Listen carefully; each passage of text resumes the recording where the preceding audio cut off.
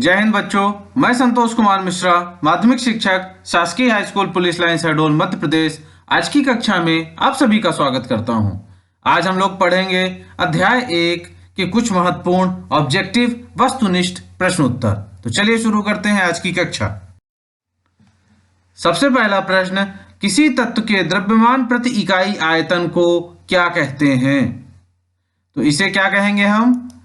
किसी तत्व के द्रव्यमान प्रति इकाई आयतन को कहते हैं घनत्व। वो उसका घनत्व कहलाता है। किसी तत्व के द्रव्यमान प्रति इकाई आयतन को हम घनत्व कहते हैं। शुष्क बर्फ क्या है? ड्राई आइस क्या है? तो ड्राई आइस अर्थात शुष्क बर्फ जो है वह ठोस कार्बन डाइऑक्साइड होता है। क्या कहते हैं इसे? क्या होता है यह? ठोस कार्बन डाइऑक्साइड होता है। किस अवस्था के कारण, पदार्थ की किस अवस्था के कारण सूर्य और तारों में चमक होती है? तो यह अवस्था है प्लाज्मा। हम लोग 3 अवस्था के बारे में तो जानते हैं, ठोस, द्रव और गैस। और चौथी अवस्था जो होती है वो कौन सी अवस्था है? वह है प्लाज्मा अवस्था। तो इसी प्लाज्मा अवस्था के कारण सूर्य और तारों में चमक होती है। पदार्थ की अत्यधिक संपीड्यता वाली अवस्था कौन सी होती है? तो पदार्थ की सबसे अधिक संपीड्यता वाली अवस्था कौन सी है? गैसीय अवस्था है ये। इसका उत्तर कौन सा है? इसका उत्तर है गैसीय अवस्था। अगला प्रश्न, हमारे आसपास पदार्थ कितनी अवस्थाओं में विद्यमान होता है? तो हमारे आसपास जो पदार्थ हैं वो मुख्य रूप से हम उन्हें कितने अवस्थाओं में बांटते हैं? 3 अवस्थाओं में, ठोस, द्रव एवं गैस। जो आसपास हैं हमारे पदार्थ उन्हें कितनी अवस्थाओं में बांटते हैं? ठोस, द्रव और गैस। 3 अवस्थाएं होती हैं। और एक और चौथी अवस्था है जिसके बारे में भी हम लोगों ने बात किया, प्लाज्मा अवस्था, जिसके कारण सूर्य और तारों में चमक होती है। एक चीज और ध्यान रखेंगे, द्रव और द्रव्य में अंतर है। द्रव और द्रव्य में अंतर है। ये मैटर है, ये कोई पदार्थ है तो पदार्थ को हम क्या कहते हैं? द्रव्य कहते हैं। और ये जो द्रव है, ये द्रव है, ये लिक्विड कहलाता है। तो दोनों में कंफ्यूज मत होइएगा कभी भी। द्रव्य और द्रव अलग अलग चीज है। अगला प्रश्न, बिना ताप पर परिवर्तित किए द्रव्य को एक अवस्था से दूसरी अवस्था में परिवर्तित करने के लिए आवश्यक ऊष्मा कहलाती है। तो यह ऊष्मा कौन सी ऊष्मा कहलाती है? गुप्त ऊष्मा कहलाती है। कौन सी ऊष्मा? गुप्त ऊष्मा कहलाती है। अगला प्रश्न देखें, गर्मियों के दौरान मटके में रखा हुआ जल ठंडा हो जाता है, इसका कारण है? तो गर्मियों के दौरान मटके में रखा हुआ जल ठंडा क्यों होता है? इसका कारण क्या है? इसका कारण है वाष्पीकरण। क्या कारण है इसका? वाष्पीकरण। वाष्पीकरण के कारण ही वह जल ठंडा हो जाता है। अगला प्रश्न, बाह्य बल लगाने पर पदार्थों का अपना आयतन बदलने की प्रवृत्ति क्या कहलाती है? बाह्य बल जब लगाया जाता है तो पदार्थ अपना आयतन बदल देते हैं। तो इस प्रवृत्ति को हम कहते हैं संपीड्यता। क्या कहते हैं इसको? हम संपीड्यता कहते हैं। पदार्थ की किस अवस्था में कणों के बीच सबसे कम आकर्षण बल होता है? तो किस अवस्था में कणों के बीच सबसे कम आकर्षण बल होता है? गैसीय अवस्था में सबसे कम आकर्षण बल होता है। और ठोस अवस्था में कणों के बीच सबसे अधिक आकर्षण बल होता है। अगला प्रश्न देखिए, पदार्थ की किस अवस्था में कणों के बीच सबसे अधिक आकर्षण बल होता है? तो इसका उत्तर है ठोस। कौन सी अवस्था? ठोस अवस्था में सबसे अधिक आकर्षण बल होता है और गैसीय अवस्था में सबसे कम आकर्षण बल होता है। अगला प्रश्न, तापमान का मात्रक क्या है? तो तापमान का मात्रक है केल्विन। द्रव्यमान का एसआई मात्रक किलोग्राम। द्रव्यमान किससे हम मापते हैं? तो द्रव्यमान का जो एसआई मात्रक है वो है किलोग्राम। दाब का एसआई मात्रक क्या है?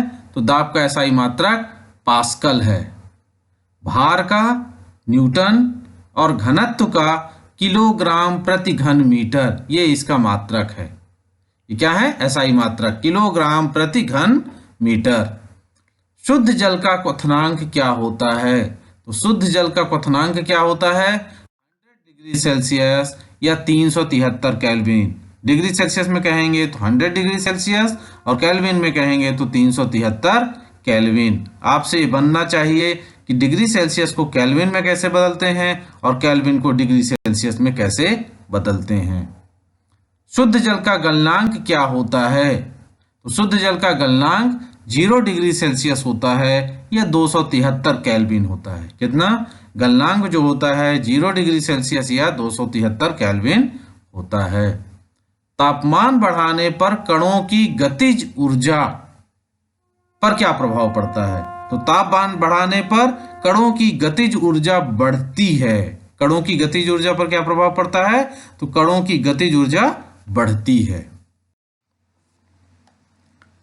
अगला प्रश्न, ठोस का द्रव में परिवर्तन क्या कहलाता है? तो ठोस का कोई भी पदार्थ ठोस है वह द्रव में बदलता है तो यह परिवर्तन संगलन या गलन कहलाता है। द्रव का गैस में परिवर्तन क्या कहलाता है? ठोस से द्रव में बदलना, ये गलन या संगलन कहलाया। अब ये जो द्रव है यदि यह गैस में परिवर्तन हो रहा है इसका तो ये कहलाता है वाष्पीकरण। क्या कहलाता है? वाष्पीकरण। द्रव का गैस में बदलना मतलब यदि हम पानी को उबालना शुरू करें तो ये जो भाप निकलता है, ये गैस जो बन रही है, ये क्या कहलाता है? वाष्पीकरण की प्रक्रिया कहलाती है। अब देखिए, ये महत्वपूर्ण अक्सर पूछा जाता है कि द्रव अवस्था में परिवर्तित हुए बिना ठोस अवस्था से सीधे गैस और वापस ठोस में बदलने की प्रक्रिया को क्या कहते हैं? मतलब ठोस अवस्था से द्रव में नहीं बदला जाएगा, ठोस से सीधे कहाँ? गैस में बदल जाएगा। इस प्रक्रिया को हम कहते हैं ऊर्ध्वपातन। क्या कहते हैं इसे? हम ऊर्ध्वपातन कहते हैं। कपूर को जलाते हैं जब हम तो इसे देखते हैं। गैस का द्रव में परिवर्तन क्या कहलाता है? गैस का द्रव में परिवर्तन संघनन कहलाता है। क्या कहलाता है? संघनन। फिर है द्रव का ठोस में परिवर्तन। द्रव का ठोस में, द्रव है, जल किस में बदल जाए? ठोस में, बर्फ में बदल जाए तो इसे कहते हैं हम जमना या हिमीकरण भी कहते हैं। यह है द्रव का ठोस में परिवर्तन। अगला, दो पदार्थ के कणों का स्वतः मिलना क्या कहलाता है? तो यह कहलाता है विसरण।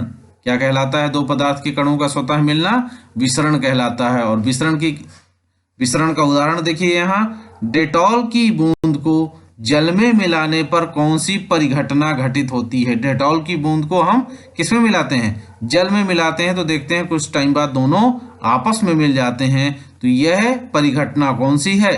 तो यह परिघटना है विसरण। विसरण अर्थात दो पदार्थ के कणों का स्वतः मिलना क्या कहलाता है? विसरण कहलाता है। उम्मीद करता हूं ये प्रश्न आपके समझ में आए होंगे। परीक्षा की दृष्टि से ये अत्यंत उपयोगी प्रश्न है, इसलिए आप इन प्रश्नों को लिखिए, बार बार सुनिए, जिससे ये आपको याद हो जाएं। ये प्रश्न कंपटीशन में भी पूछे जाते हैं, इसलिए इनकी तैयारी बहुत अच्छे से कीजिए।